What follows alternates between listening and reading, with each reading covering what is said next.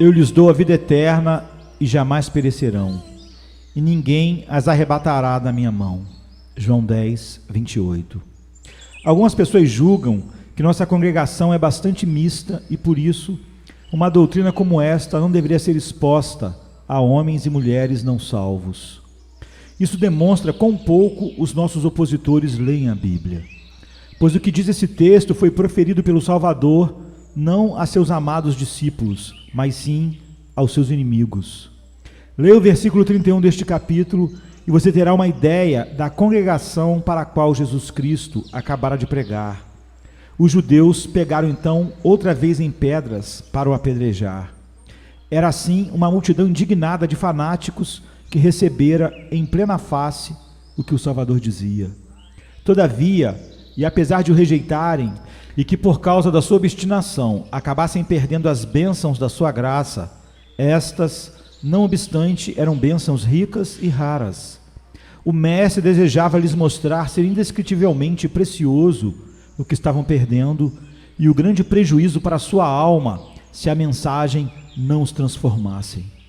Deste modo, mesmo que nossa multidão possa ser muito diversificada, e creio ser a afirmação verdadeira, pois há muitos aqui que não conseguem ainda compreender as coisas de Deus, pela mesma razão que o Salvador pregou sua doutrina aos ímpios em seus dias, nós o faremos aqui, para que saibam o que perdem ao perder Cristo, quais as consolações que estão menosprezando e os inestimáveis tesouros que deixarão de usufruir aqueles que buscam somente os tesouros deste mundo, abrindo mão de seu Deus, seu Salvador.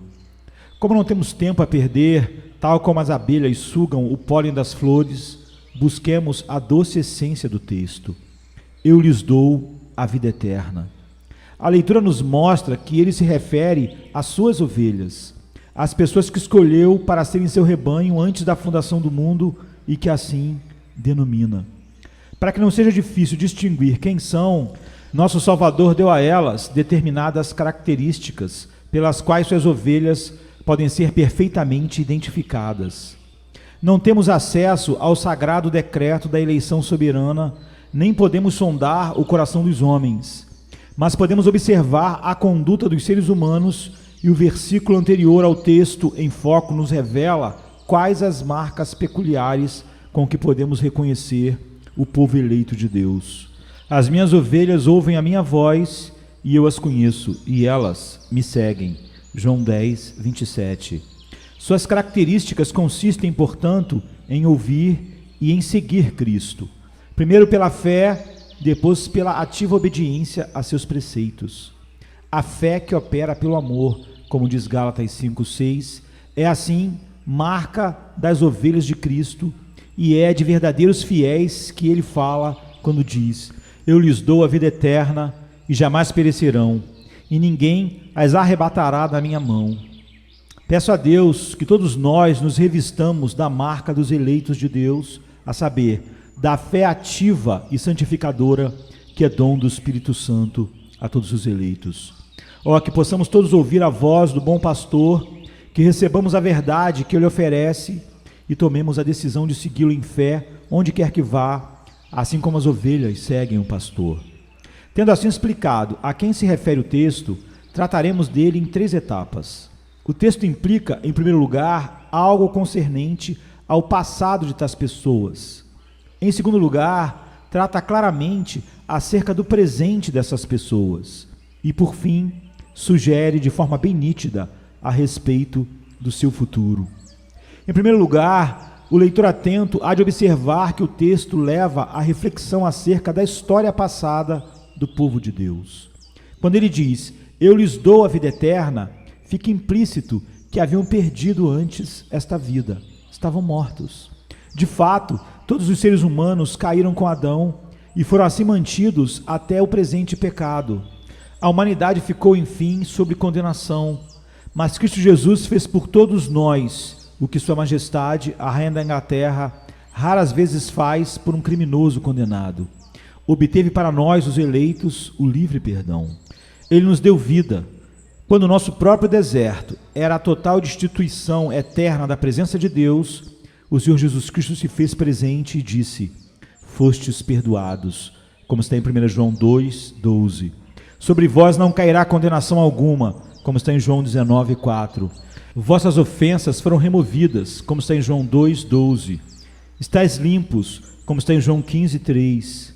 Creio, porém, que o texto implica haver algo além da condenação. Houve também a execução. Não só fomos condenados a morrer, como já estávamos espiritualmente mortos. Jesus não apenas poupou a vida que nos poderia ser retirada e que nesse sentido acabou nos dando, como também nos concedeu uma vida inteiramente nova. Está implícito no texto que estávamos espiritualmente mortos, e nem seria preciso suposição nem experiência própria para chegar a esta conclusão. Pois o apóstolo Paulo disse com todas as letras: Ele vos vivificou, estando vós mortos nos vossos delitos e pecados, como está em Efésios 2:1. Como assim, Paulo? Mortos? Não estará enganado? Talvez seja apenas alguma doença. Estamos dispostos a admitir que estamos de fato enfermos e próximos da morte, mas ainda assim resta alguma energia vital, um pouco de força para nos ajudar. Não, responderia o apóstolo, estáis mortos, mortos em vossos delitos e em pecados. A obra da salvação é a mesma, tanto para curar os enfermos quanto para ressuscitar os mortos. Todos os santos agora vivos em Deus já foram mortos como todos os outros seres humanos, tão corruptos e ofensivos quanto qualquer um deles, e recendendo a mau cheiro nas narinas da divina justiça, por serem os seus pecados tanto ou mais pútridos quanto o dos outros. Todos nós nos desviamos e nos tornamos todos abomináveis, diz a palavra, e acrescenta: não há quem faça o bem, não há nenhum sequer, como está no Salmo 14:3, 53:3. Quando estávamos todos sepultados sob o pecado, Jesus Cristo veio ao vale da sombra da morte, trazendo vida e imortalidade para nós. A vida verdadeira era desconhecida até mesmo dos que agora são santos. Não tinham vida espiritual alguma. Jesus, o vivificador, os fez vivos em Deus. Está também implícito que, além de não ter vida alguma, esse povo não poderia obtê-la se não lhe fosse dada. Uma regra muito conhecida dos estudiosos da Bíblia é que jamais se encontra descrito na palavra de Deus um milagre desnecessário. Que milagre nenhum é realizado quando o curso natural das coisas seria o suficiente. Ora, irmãos, o maior de todos os milagres é a salvação da alma. Se a alma pudesse salvar a si mesma, Deus não precisaria salvá-la, deixando que ela própria fizesse o que estaria ao seu alcance. E se os que estão espiritualmente mortos pudessem reavivar a si mesmos, acreditem, Jesus Cristo não teria vindo lhes trazer a vida. Creio, porém, que seria extremamente impossível a qualquer de nós entrar no céu por nossos próprios meios ou ações, ou seja, sem que Jesus Cristo viesse do céu para nos mostrar o caminho, remover soberanamente os percalços e barreiras que se nos interpõem e possibilitar trilhássemos o caminho que leva à glória e à imortalidade. Perdida? Sim, a raça humana estava perdida, inteiramente perdida, não só em parte, em condições tais que só poderia se arruinar cada vez mais se tentasse salvar a si mesma. Estava tão perdida que somente pela intercessão da mão divina, a manifestação de Deus na carne, a admirável expiação ocorrida no Calvário, a maravilhosa ressurreição de Cristo e a obra de Deus, o Espírito Santo no coração, soberanamente dando vida, é que seria possível a uma alma morta ganhar vida. A vida eterna não seria a obra exclusiva do Senhor Jesus se nela houvesse dedo humano. A verdade, no entanto, é que qualquer força do homem está aí excluída e nela somente a graça soberana reina. Pode ser também deduzido do texto, após breve reflexão, que a vida eterna não é resultante do mérito de indivíduo algum do povo de Deus, pois conforme é dito, ela nos é dada. Ora, o que é dado é o exato oposto do que é adquirido.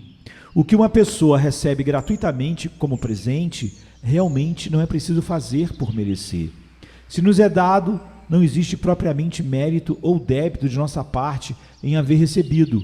Se existisse, não seria mais algo dado. Na verdade, nenhum de nós merece a vida eterna, nem jamais poderá merecê-la. A própria vida mortal já é um presente da misericórdia divina que não merecemos mais. Nós não a merecemos. Quanto à vida eterna, de que trata o texto é uma bênção muito preciosa para que os dedos humanos consigam alcançá-la. Ainda que o homem trabalhasse o mais duramente possível para isso, ainda assim seria impossível para ele alcançar segundo a lei. O homem nada merece além da morte, sendo a vida eterna presente gratuito e soberano de Deus. Porque o salário do pecado é a morte, o que equivale a dizer que isso é tratado como questão de dívida, mas o dom gratuito de Deus, ou seja, o presente dado por Deus espontaneamente, por sua graça soberana, é a vida eterna. Romanos 6, 23. Esta doutrina pode ser humilhante, eu sei, mas é verdadeira. E quero que todos vocês, filhos de Deus, a sintam, como sei que a sentem. Conseguem perceber a profundeza do poço para onde foram arrastados? Conseguem? Ou se tornaram orgulhosos? Adotaram sentimentos e orações requintadas como se fossem penas colocadas em seus chapéus. Rogo para que se lembrem somente de quem vocês eram. Cada vez que pensarem em se orgulhar, não se esqueçam, por favor, do lamaçal de onde saíram.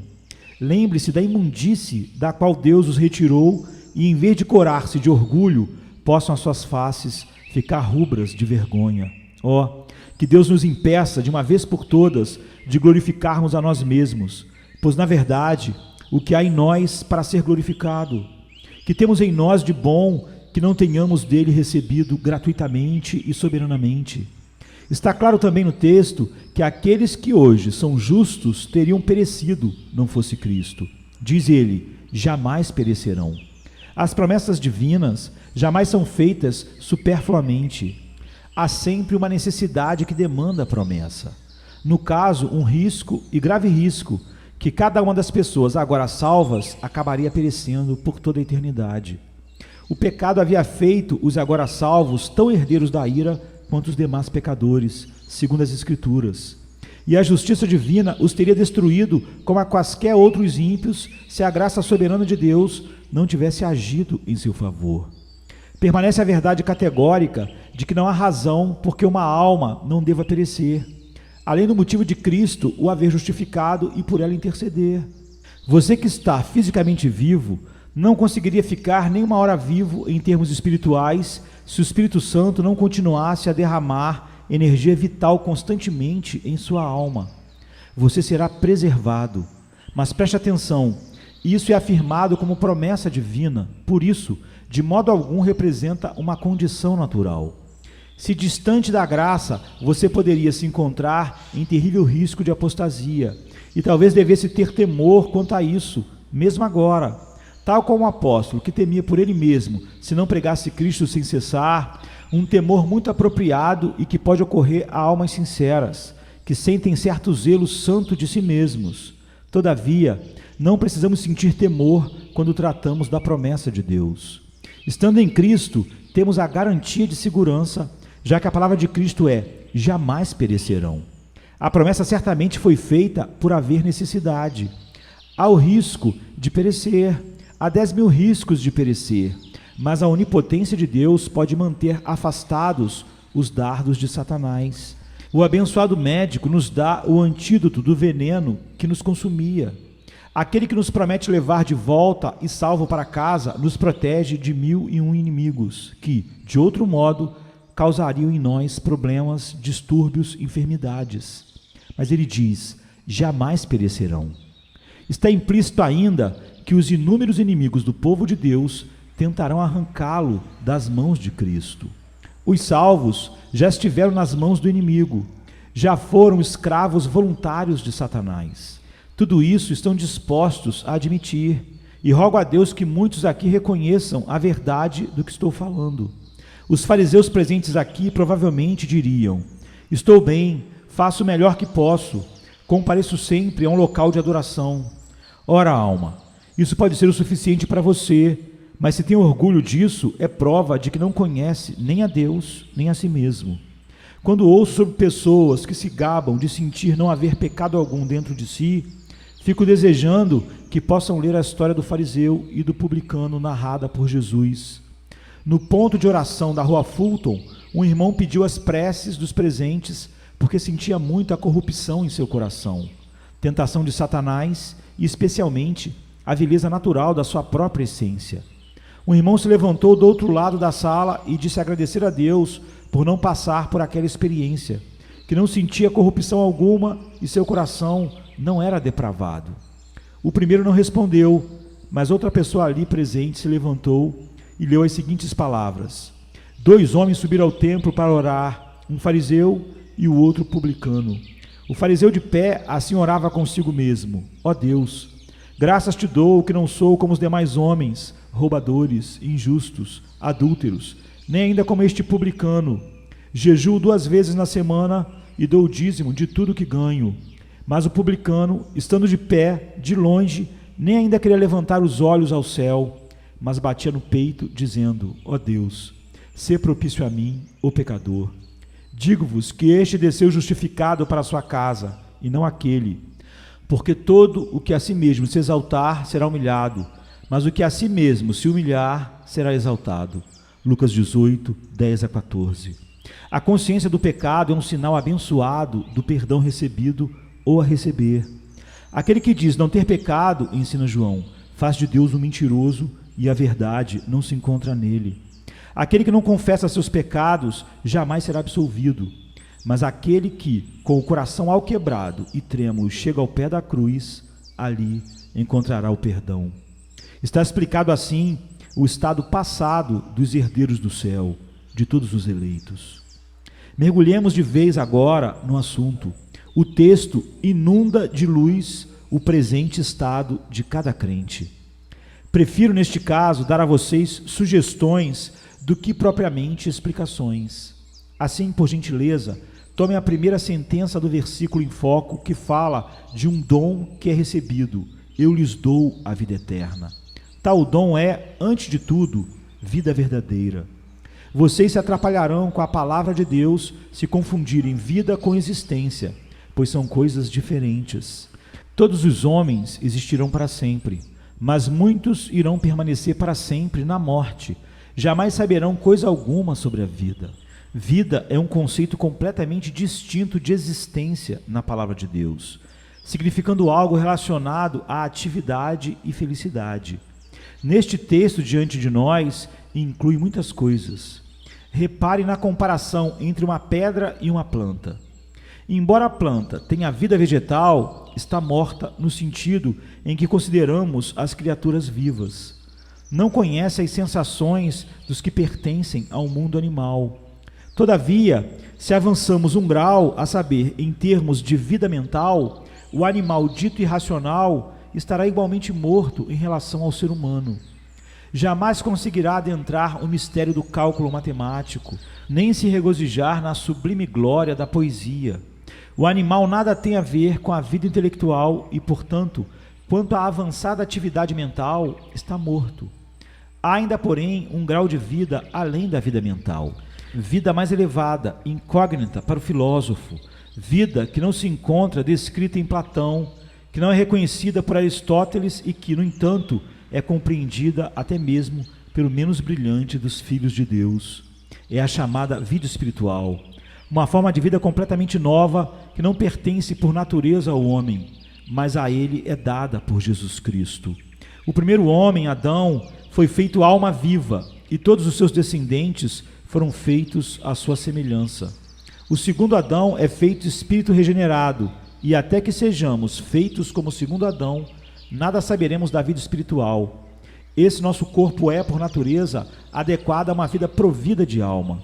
O apóstolo nos diz, em admirável capítulo de 1 Coríntios 15, 43 e 44, que semeia-se o quê? Corpo animal, em grego, corpo animado, ou dotado de alma, e é ressuscitado o quê? Corpo espiritual.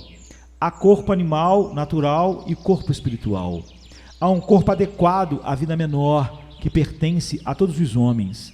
Há existência meramente mental e há o corpo em potencial, que pertencerá a todos aqueles que receberem vida espiritual e que habitarão nesse corpo como morada do seu espírito perfeito no céu. A vida que Jesus Cristo dá ao seu povo é a vida espiritual, portanto, vida misteriosa. Ouves a sua voz, mas não sabes de onde vem nem para onde vai. Assim é todo aquele que é nascido do Espírito. João 3, 8. Nós que temos a vida mental, não conseguiríamos explicar ao cão ou ao cavalo como ela é. Assim também, quem tem vida espiritual não consegue explicá-la àqueles que não a têm. Pode-se falar sobre o que implica e seus efeitos, mas o que essa centelha de fogo celestial pode ser, nem vocês o sabem, ainda que tenham consciência que está em vocês.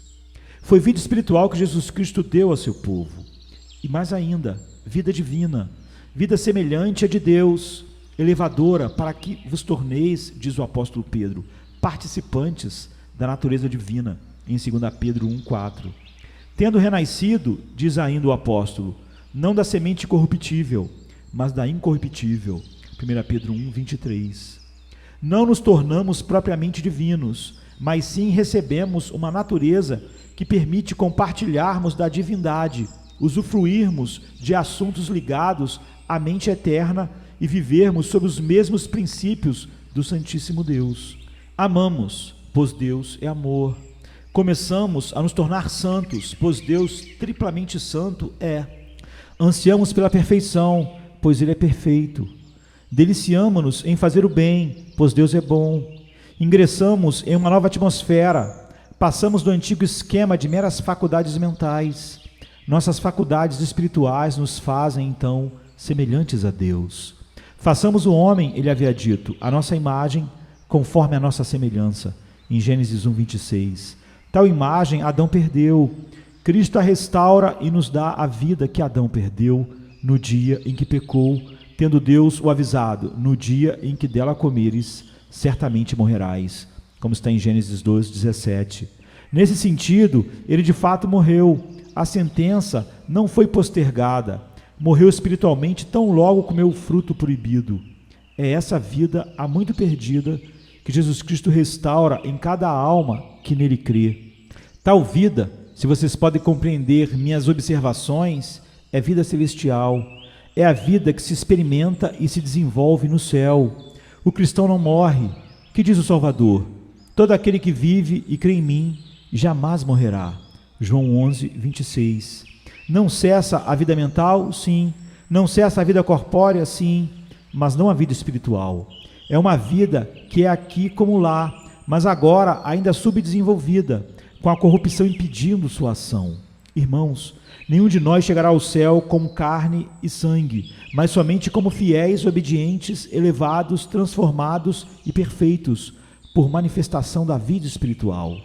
Então não sabem que carne e sangue não podem herdar o reino de Deus, nem a corrupção herdar a incorrupção, diz 1 Coríntios 15:50. Então, qual é o eu mesmo, que há de entrar no céu? Só se você for uma nova criatura em Cristo. Essa nova criatura, nada além dessa nova criatura, a mesma que você vive aqui neste tabernáculo, que vicejou e floresceu no jardim da comunhão com Deus, a vida que fez lágrimas de arrependimento se tornarem torrentes em sua face, a vida, enfim, que o levou a crer em Jesus. Esta é a vida que irá para o céu. Se você não a tem, não possui vida no céu, e lá almas mortas não podem entrar. Apenas os homens vivos podem entrar nas terras dos vivos. E assim como trouxemos a imagem do terreno, traremos também a imagem do celestial, diz 1 Coríntios 15:49. Mesmo agora, a vida espiritual começa a pulsar e se desenvolver dentro de nós. Creio que também se pode inferir de tudo isso que a vida que Cristo dá a seu povo é uma vida enérgica. Quando a vida espiritual é derramada sobre o homem, ela o alça para além do seu antigo estado, ergue-o para fora da compreensão meramente carnal. Contudo, não é possível distingui-lo de outro homem, porque morreste e a vossa vida está escondida com Cristo em Deus, diz Colossenses 3:3. Não se pode esperar que o mundo compreenda essa nova vida. É uma vida oculta. Será um mistério para nós mesmos, uma maravilha para nosso próprio coração. Mas, como será ativa, dará combate ao pecado e não se quedará satisfeita até que o tenhamos dizimado. Se você me disser que não tem conflito interno, responderei que não consigo entender como pode ter vida divina, pois ela, de certo, traz consigo a luta com a antiga natureza, que será uma contenda perpétua enquanto vivermos. O homem se torna uma nova pessoa no lar. Sua esposa e família conseguem notar isso. Ele se faz um homem diferente no trabalho. Torna-se um homem completamente modificado. Quer você aborde sua relação com seus semelhantes ou com Deus. É feito nova criatura. Sente que a nova e maravilhosa vida nele semeada o torna diverso da massa popular e anda em meio aos filhos dos homens, sentindo-se alheio e estranho. Amados, agora somos filhos de Deus e ainda não é manifesto o que havemos de ser, mas sabemos que, quando ele se manifestar, seremos semelhantes a ele, porque assim como é, o veremos. Gostaria de ter mais tempo para descrever a vida interior, mas creio poder ser o bastante para demonstrar a graça dada por Jesus Cristo ao crente mediante a obra do Espírito Santo. Uma palavra no texto a qualifica: eu lhes dou a vida eterna. Eterna significa sem fim. Quando Cristo derrama a vida de Deus em um homem, ela não pode ser tomada, não pode cessar. Isso seria totalmente impossível. Um homem regenerado nunca poderá se perder. Se me disserem que alguém pode ser hoje um filho de Deus e descobrir-se na semana seguinte ser um filho do diabo, suponho que para essa pessoa a palavra eterna deve significar apenas 5 ou 6 dias. Mas de acordo com o dicionário que uso, e segundo a mente do Espírito, eterno significa sem fim. Se, portanto, alguém declarar: já tive vida espiritual, mas hoje não a possuo mais, é evidente que está errado, ou de fato, nunca teve tal vida. Tivesse Jesus dito: eu lhes dou uma vida que durará cerca de 7 anos, mas que pode também, talvez, ser apagada e extinta pela tentação, então eu entenderia que essa pessoa pudesse afirmar haver deixado de possuir essa divina graça soberana. Mas se é dito ser vida eterna, deve de fato ser eterna. Não haverá fim para ela, mas sempre existirá. Até mesmo a mera existência da alma acreditamos ser eterna. Todavia, isso não significa algum tipo de bênção para o ímpio. Não poderia Cristo prover a simples imortalidade da existência, pois isso seria uma terrível maldição para muitos homens. Muita alma perdida já ficaria contente se pudesse se livrar de uma existência imortal. Cristo dá vida eterna, mas vida santa, plena, infinitamente maior que a existência. A existência pode ser uma maldição, a vida é uma bênção. Tal vida começa aqui: eu lhes dou, não eu lhes darei. Não eu lhes darei quando morrerem, mas eu lhes dou agora, eu lhes dou a vida eterna. Ora, meu amigo, ou você obtém a vida eterna esta noite, ou continuará na morte. Se você ainda não a recebeu, então está morto em seus delitos e pecados, e terrível é o destino que o aguarda. Mas Deus deu a você a vida eterna, então não tema as hostes do inferno que o cerca, nem as tentações do mundo, pois o Deus eterno é o seu refúgio, e sustentando estão os seus braços eternos. Esta é uma vida dada como presente gratuito a cada pessoa do povo de Deus, a cada eleito, e concedida tão somente pelo Senhor e mais ninguém. Examinemos agora a segunda parte da bênção proferida por Jesus. É a nossa preservação garantida, e jamais perecerão.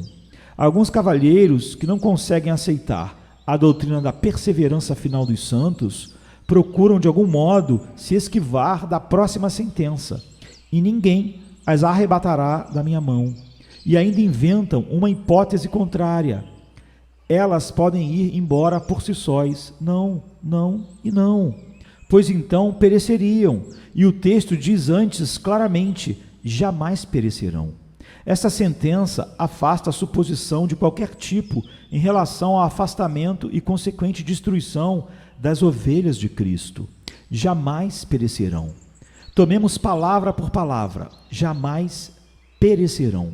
Podem perecer algumas ideias, alguns confortos, algumas experiências, mas elas, as ovelhas de Cristo, jamais. Aquilo que é a essência do homem, sua alma verdadeira, sua natureza interior restaurada, jamais será destruída. Vejam, pois, cristãos, que vocês podem ser privados de 1000 coisas sem que haja violação da promessa. A promessa não é de que o navio jamais afundará, mas que, mesmo assim, os passageiros chegarão seguramente à terra. A promessa não é de que a casa jamais pegará fogo, mas que, em caso de incêndio, aqueles que estão nela conseguirão seguramente escapar. Jamais perecerão. Pode ser que cheguem bem perto da ruína, pode ser que percam alegrias e prazeres, mas jamais perecerão. A vida interior jamais se extinguirá, nem será abalada nem tirada. Quando se encontra bolor em um pedaço de pão, não há como removê-lo. Você pode tentar cozinhá-lo, tentar fritá-lo, assá-lo, pode tentar fazer o que quiser, mas o bolor continuará no pão e você não conseguirá retirá-lo. Tome agora a alma saturada da graça soberana de Deus e jamais conseguirá separar uma da outra. O homem em si jamais perecerá, ou isso é verdade ou não é. Quem crê que não é verdade, que o diga ao Senhor e chame Jesus de mentiroso. Mas creio ser uma verdade certa e infalível, pois é o Senhor Jesus quem o afirma. Tomemos agora a palavra jamais. Já demonstramos quanto essa preservação dura, pois jamais perecerão. Bem, mas e se essas pessoas viverem por muito tempo e caírem em pecado? Jamais perecerão.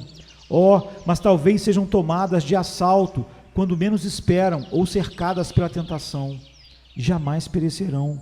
Sim, mas um homem pode ser filho de Deus e acabar indo para o inferno. Como? Se jamais perecerão. Jamais inclui tempo e eternidade, viver e morrer, montanhas e vales, tempestade e calmaria. Jamais perecerão, como dizem os versos. De toda sorte seguro estão, preservados pela eterna mão. A noite tenebrosa, com seus terrores e peste perniciosa, não os pode alcançar debaixo das asas do Deus Todo-Poderoso. Nem o dia com suas setas de aflições poderá destruí-los. A juventude com suas paixões, eles a passarão sem o menor risco. A maturidade com seu redemoinho de negócios viverão com segurança. A velhice e os problemas que traz lhe será tranquila como a terra prometida. O vale da sombra da morte há de lhe ser iluminado pelo esplendor vindouro. E o exato momento da partida, seu último e solene ato neste mundo, será como atravessar o leito seco de um rio, como no Jordão. Quando passarem pelas águas, eu serei contigo. Quando pelos rios, eles não te submergirão. Quando passares pelo fogo, não te queimarás, nem a chama arderá em ti. Diz Isaías 43:2. Diz o Senhor: jamais perecerão. Há sempre um jeito de explicar tudo, creio eu, mas não vejo como os opositores da perseverança dos santos de Deus podem lutar contra este texto. Podem tentar o que quiserem, mas continuarei crendo no que aqui leio, sabendo que eu mesmo jamais perecerei, pois faço parte do povo de Cristo. Se acaso eu perecesse, Cristo não teria mantido a promessa. Todavia, sei que Ele será sempre fiel à sua palavra. Deus não é homem para que minta, nem filho do homem para que se arrependa, como está em Números 23:19. Todas as almas que foram dadas ao Filho pelo Pai, no pacto eterno, todas as almas que confiam no sacrifício expiatório estarão salvas, e para sempre, jamais perecerão. Há ainda a terceira sentença, em que temos a garantia de nossa posição na mão de Cristo. Não temos tempo para expor isso em minúcias. Trata-se de lugar de honra. Somos o anel que Ele traz no dedo, o lugar de amor. Eis que nas palmas das minhas mãos eu te gravei. Os teus muros estão continuamente diante de mim, diz Isaías 49:16. É lugar de poder. Sua mão direita encerra todo o seu povo. É lugar de propriedade. Cristo detém consigo o seu povo. Todos os seus santos estão na sua mão, diz Deuteronômio 33:3. É lugar de confiança.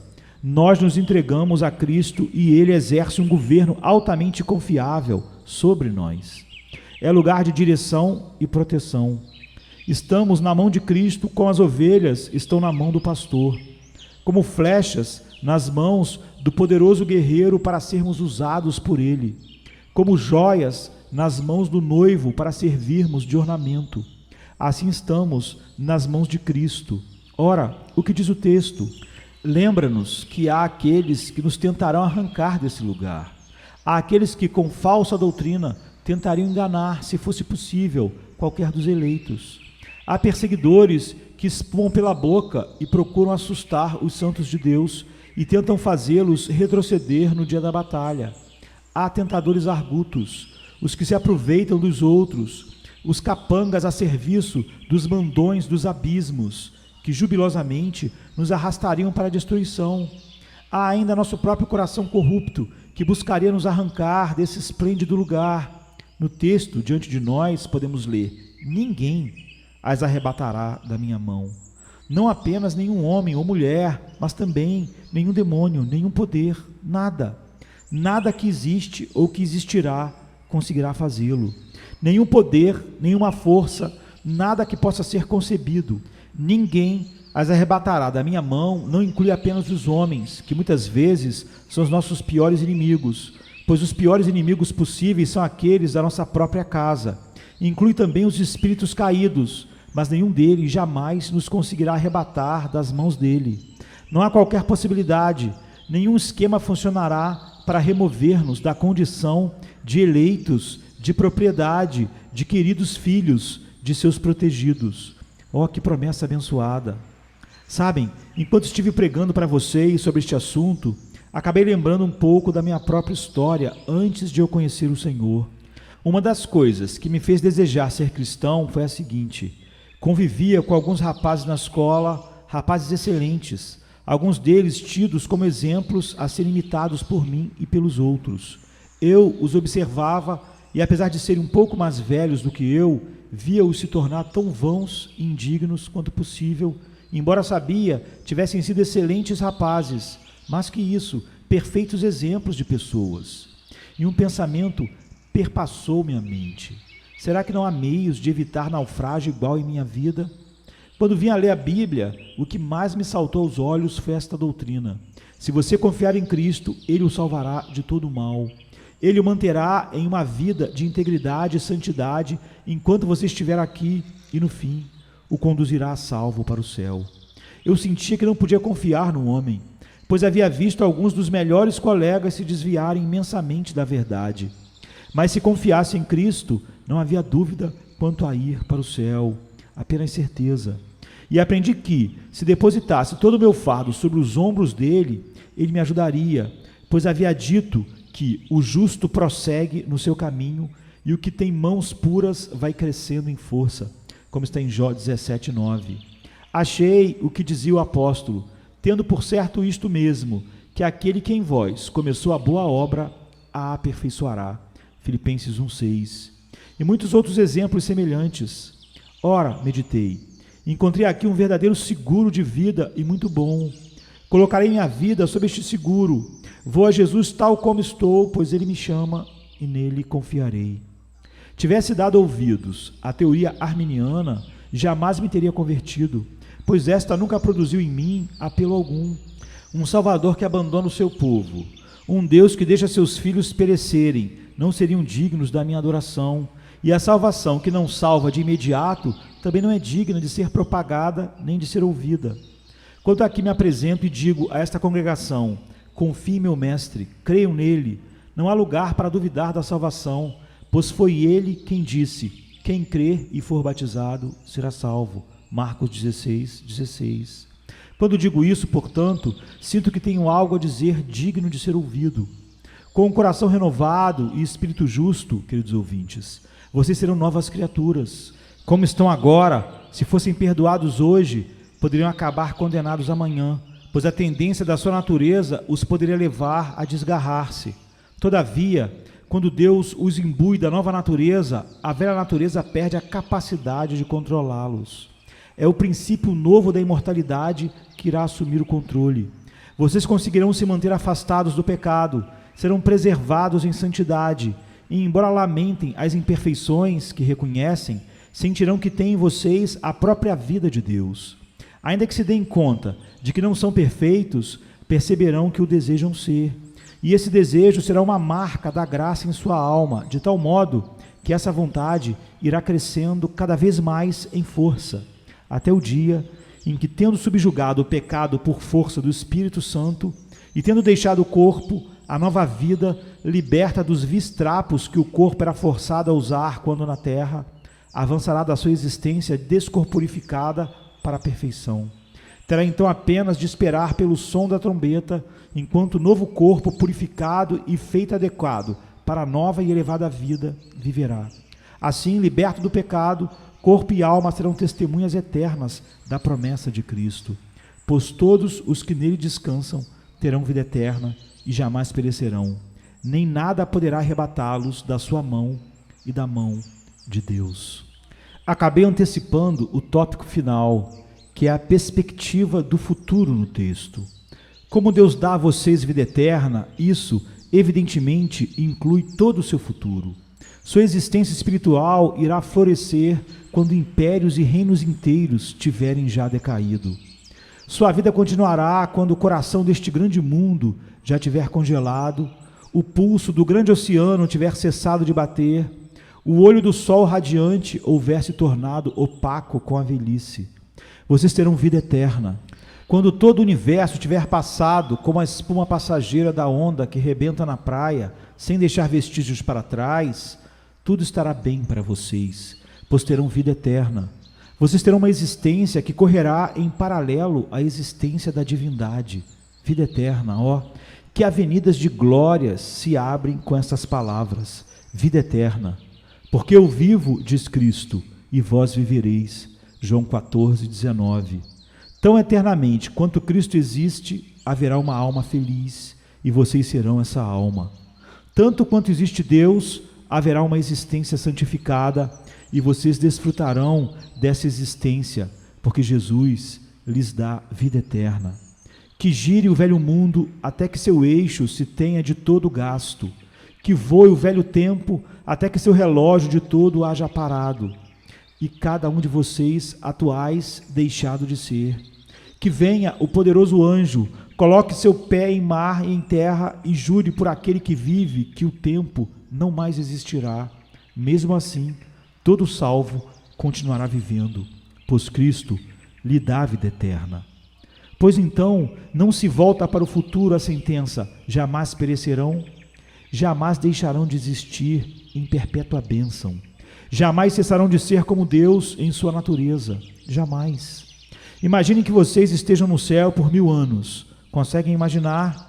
1000 anos de abençoada comunhão com o Senhor Jesus, 1000 anos em seu seio, 1000 anos vendo arrebatar seu espírito. Vocês terão tanto tempo para lá permanecer, como se nunca tivessem estado, pois nunca, jamais perecerão.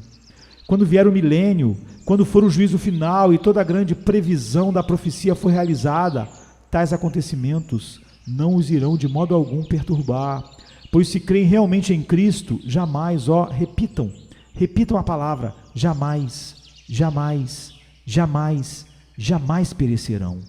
Quanta eternidade de glória, quanto deleite indescritível se encerra nesta promessa: jamais perecerão.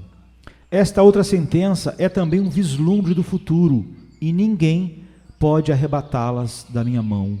Estaremos na mão dele para sempre em seu coração, nele próprio permaneceremos para sempre, um com ele, e ninguém nos arrebatará de lá. Feliz é o homem que pode confiar nesta promessa. Há tantos de vocês para quem eu gostaria que essa promessa fosse verdade. Ela é muito rica, muito cheia de consolo, e eu gostaria que pertencesse a vocês. Talvez alguns duvidem. Gostaria que pertencesse a mim? Amigos, muito me alegro em vê-los dizendo isso. Você sabia, alma, que há apenas uma chave para abrir o mais precioso tesouro, e que essa chave é a cruz de Cristo? Que me diz então? Pode confiar nele? Quando alguém me disse outro dia que não podia confiar em Cristo, olhei tal pessoa nos olhos e disse: que fez ele para não ser digno da sua confiança? Você confia em mim? Sim, respondeu-me. Confio em meus semelhantes, mas não consigo confiar em Deus. Pensei, que terrível blasfêmia. Fora honestamente proferida por alguém que não percebia a magnitude da ofensa nela contida. Mas eu não conheço algo que possa ser pior dito que isto: não consigo confiar em Deus. Bem, o Senhor faça dele o mentiroso então. Eis a conclusão lógica, pois se você acredita que um homem fala a verdade Então significa confiar nele sempre. Mas como pode alguém confiar em seus semelhantes e não confiar em Deus? Ó, quão horrendo é tal pensamento! Há tanto insulto a Deus nisso que nem consigo repetir. Não confiar em Cristo? Bem, questiona o outro, mas não pode ocorrer de termos uma confiança natural, não espiritual, e termos assim nos enganado? Sinceramente, não conheço qualquer outro modo de confiar em Cristo que não seja espiritual. Não creio mesmo que haja qualquer outro modo. Se você confia em Cristo, não é você sozinho quem assim faz. Jamais houve uma alma que confiasse em Cristo sem ser levada a fazê-lo por Deus, o Espírito Santo. E se você confia plena e simplesmente em Cristo, não precisa ter qualquer dúvida ou questionamento sobre confiança natural ou confiança espiritual. Se realmente confia no Senhor Jesus Cristo de verdade, de modo pleno, você está perfeitamente certo. Descanse nele, portanto. Abrigue-se nele de modo pleno e único. E se você vier a perecer, então eu é que não compreendo o Evangelho, nem o que diz a Bíblia. Direi somente mais uma coisa e terei terminado. Se você crer em Cristo e perecer, eu também perecerei, assim como todos os irmãos e irmãs que no mundo todo já creram, creem e ainda crerão em Jesus Cristo. Tudo estará acabado para todos nós, se tiver acabado para você. Se Jesus não é suficientemente poderoso para um, não é para ninguém. Se há uma forte tempestade no mar e um grande navio naufraga, não é possível que somente um só dos passageiros que estiverem no navio acabe no fundo, sem que quase todos, se não todos os demais, o acompanhem. Iremos todos juntos. Podemos até acabar todos em botes salva-vidas. Mas se esses botes afundarem com você, afundarão com todos os santos, todos os apóstolos e também todos os mártires do cristianismo. Eles foram para o céu confiando em Cristo e em Cristo somente. E se você confiar em Cristo, também chegará lá. Ó pecador, que você seja convencido hoje a confiar em Jesus e em Jesus apenas, e possa compreender plenamente o texto que estudamos. Não tema. Eu lhes dou a vida eterna, e jamais perecerão, e ninguém as arrebatará da minha mão. Amém, queridos? Amém.